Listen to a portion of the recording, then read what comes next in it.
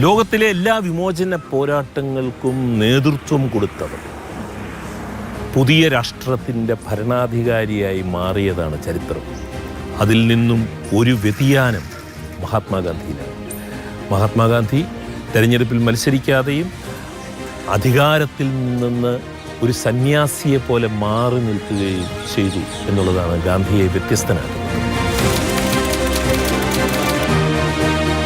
ഗാന്ധിയുടെ ശിഷ്യനായിരുന്ന ജയപ്രകാശ് നാരായണനാണ് ഞാൻ രണ്ടാമത് പറയാൻ ആഗ്രഹിക്കുന്ന പേര്. ഈ രാജ്യത്തെ ജനങ്ങളെ സംഘടിപ്പിച്ച് ശ്രീമതി ഇന്ദിരാഗാന്ധിയുടെ നേതൃത്വത്തിലുള്ള സ്വേച്ഛാധികാര ഭരണകൂടത്തിനെ പിഴുതെറിയുവാൻ ഉള്ള ജനകീയ പ്രക്ഷോഭത്തിൻ്റെ മുന്നിൽ നിന്ന് ജയപ്രകാശ് നാരായണൻ തെരഞ്ഞെടുപ്പിൽ ജീവിതത്തിൽ ഒരിക്കലും മത്സരിച്ചില്ല എന്നതാണ്.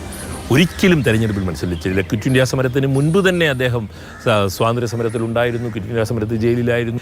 ഇനി എനിക്ക് പറയാനുള്ളത് ഇന്ത്യൻ കമ്മ്യൂണിസ്റ്റ് പാർട്ടിയുടെ ആദ്യത്തെ ജനറൽ സെക്രട്ടറി ആയിരുന്ന PC ജോഷി 1936 മുതൽ 1947 വരെ ഇന്ത്യൻ കമ്മ്യൂണിസ്റ്റ് പാർട്ടിയുടെ ജനറൽ സെക്രട്ടറി ആയിരുന്നു. കയ്യൂർ സമരവും പുന്നപ്ര വയലാർ സമരവും അതുപോലെ തന്നെ തേഭാഗ സമരവും തെലങ്കാന സമരവും എല്ലാം നടക്കുന്ന സമയത്ത് ഇന്ത്യൻ കമ്മ്യൂണിസ്റ്റ് പാർട്ടിയുടെ ജനറൽ സെക്രട്ടറി ആയിരുന്ന PC ജോഷി ഒരിക്കലും തെരഞ്ഞെടുപ്പിൽ മത്സരിച്ചിരുന്നില്ല എന്നുള്ളതാണ്.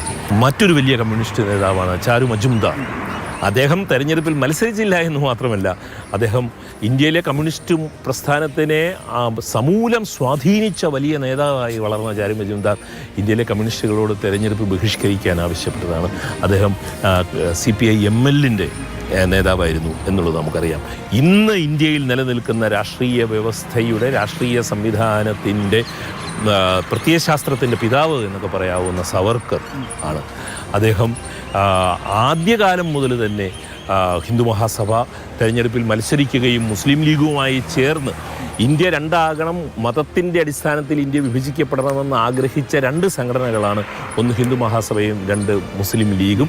അതിൽ ഇവർ തമ്മിൽ ഒന്നിച്ച് ആദ്യത്തെ തെരഞ്ഞെടുപ്പിൽ ഇവർ തമ്മിൽ ഒന്നിച്ചിട്ട് സിന്ധിലും ബംഗാളിലും എല്ലാം അതുപോലെ നോർത്ത് വെസ്റ്റേൺ പ്രൊവിൻസിലും എല്ലാം അധികാരത്തിൽ വരെ എത്തിയതാണ് ഹിന്ദു മഹാസഭയും മുസ്ലിം ലീഗും കൂടെയുള്ള സഖ്യം. പക്ഷേ സവർക്കർ ഒരിക്കലും തെരഞ്ഞെടുപ്പിൽ മത്സരിച്ചിരുന്നില്ല എന്നുള്ളതാണ്. അതുകൂടി നമ്മൾ ഈ തെരഞ്ഞെടുപ്പ് കാലത്ത് ഓർത്തിരിക്കേണ്ടതാണ്. ഉറപ്പായിട്ടും. Thank you.